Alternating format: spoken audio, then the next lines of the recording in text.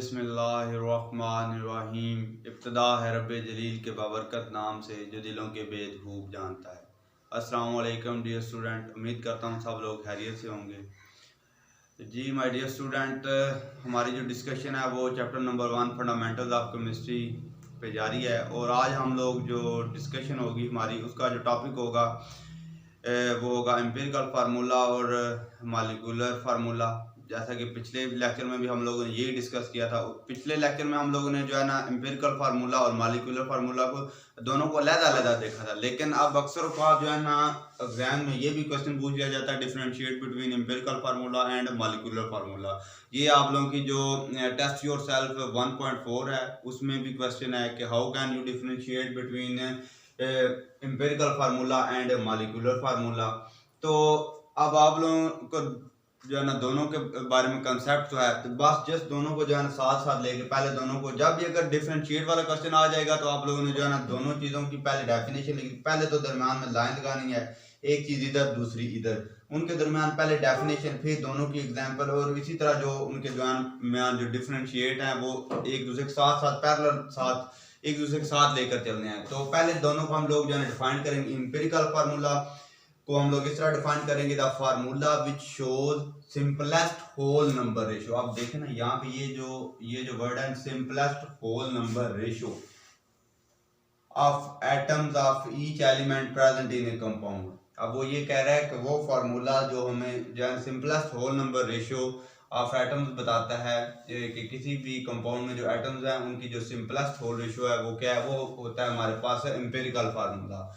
इसी तरह आगे हमारे पास ये जो दूसरा है molecular formula, the formula which show actual number of atoms of each element. अब ये देखें यहाँ पे जो है ना जो हमें एक्चुअल नंबर के बारे में बताता है, ये इसको भी अंडरलाइन मैं कर रहा हूँ कि दोनों में जो डिफरेंस है वो ये है कि जो एम्पिरिकल फार्मूला वो हमें सिंपलेस्ट होल नंबर जो है रेशियो के बारे में बताता है, और जो हमें जो है ना मॉलिक्यूलर फार्मूला है वो हमें एक्चुअल नंबर ऑफ एटम्स के बारे में बताता है कि किसी भी कंपाउंड में जो है ना जो एटम प्रेजेंट है उनकी तादाद कितनी है। लेकिन जो हमें एम्पिरिकल फार्मूला है वो जस्ट हमें ये बताता है कि जो एटम की है के दरमियान जो रेशियो है वो सिंपलेस्ट होल रेशियो क्या है।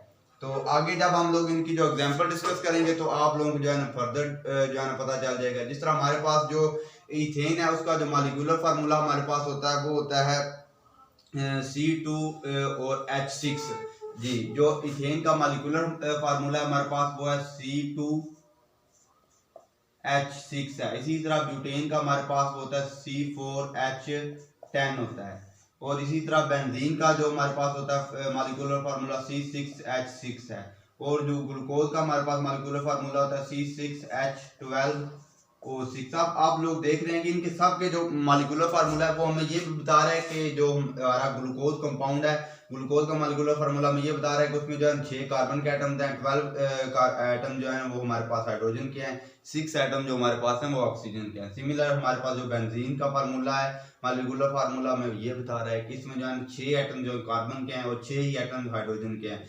और हमारे पास जो ब्यूटेन का मॉलिक्यूलर फार्मूला है हमें वो ये बता रहा है कि इसमें जो है 4 एटम्स जो हैं वो कार्बन के हैं और 10 एटम्स हमारे पास हाइड्रोजन के हैं। सेम हमें जो है इथेन का फार्मूला भी यही बता रहा है कि यहाँ पे जो हमारे पास 2 एटम्स हैं वो कार्बन के हैं और 6 एटम जो है वो हाइड्रोजन के हैं। लेकिन जो इसके मॉलिक्यूलर फार्मूला के अपोजिट हमारे पास होता है एम्पिरिकल फार्मूला, वो जस्ट हमें जो है ना रेशियो बता रहा होता है, सिंपलेस्ट होल नंबर रेशियो। आप देख सकते हैं हमारे पास जो इथेन का एम्पिरिकल फार्मूला है वो CH3 है। इसी तरह हमारे पास जो उसका ब्यूटेन का है वो हमारे पास है C2H5 है। और इसी तरह हमारे पास जो बेंजीन का एम्पिरिकल फार्मूला है वो CH है। और जो हमारे पास ग्लूकोज का है वो होता है CH2O। अब देख लें ये हमें जस्ट फार्मूले में देख लें, उस साइड पे भी जो मॉलिक्यूलर फार्मूले लिखे और एम्पिरिकल फार्मूले में जो एटम्स हैं वो सेम है। जहाँ जैसा कि जो बेंजीन में भी आप लोग देख सकते हैं कि जो है ना कार्बन और हाइड्रोजन हैं, इस साइड पे भी जो है ना मॉलिक्यूलर फार्मूले में भी कार्बन और हाइड्रोजन दिए हैं। लेकिन जो हमारा एम्पिरिकल फार्मूला है वो हमें ये बता रहा है कि सिंपलेस्ट रेशियो क्या है। लेकिन जो हमें है हमारा मॉलिक्यूलर फार्मूला है वो हमें exact number, actual number of atoms के बारे में बता रहा है। क्लियर हो गया। आगे जो इनका दरमियान डिफरेंस है वो ये है कि जो होता है हमारा empirical formula, it is determined on the basis of percentage composition of compound. तो जो हमारा होता है एम्पिरिकल फार्मूला, वो हम लोग जो है किसी भी कंपाउंड की जो कंपोजिशन होती है उसकी परसेंटेज के लिहाज से, कि जिस तरह आप लोग देखते हैं हम उनके एनालिसिस करते हैं तो हमें पता चलता है, जिस तरह अब हम बेंजीन का जो है एनालिसिस करते हैं तो हमें पता चलता है कि इसमें जो है 50% जो है ना वो उसकी है कार्बन की है और 50% ही हाइड्रोजन है। तो इससे हम लोग जो है उनका जो है ना आगे उनको फर्दर सिंप्लीफाई करके कि जो 1:1 है।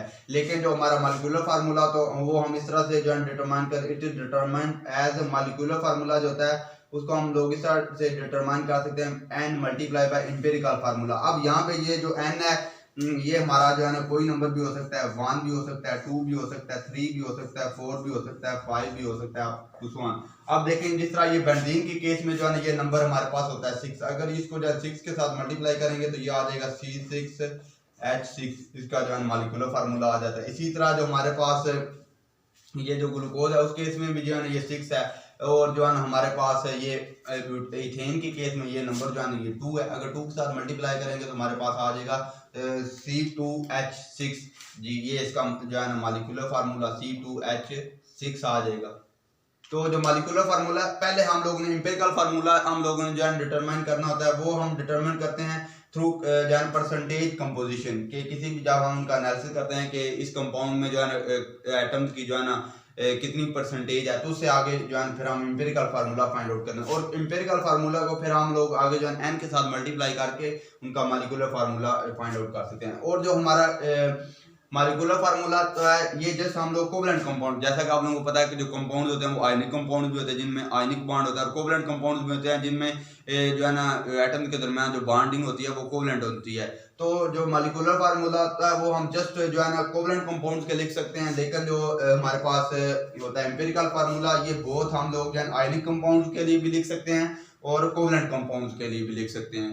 तो आई होप सो कि आप लोगों को जो है अंडरस्टैंडिंग होगी इसकी, क्योंकि पहले जो है टॉपिक भी पढ़ा हुआ है, अब जस्ट यहाँ पे तो जो है दोनों चीज़ों को सेपरेट करके हम लोगों ने जो है ना वो लिखा है। तो अब ये वाला क्वेश्चन ये था कि हाउ कैन यू डिफरेंशिएट जी, ये जो है ना आप लोगों की टेस्ट योरसेल्फ का क्वेश्चन नंबर 2 है, टेस्ट योरसेल्फ 1.4 का क्वेश्चन नंबर 2 है।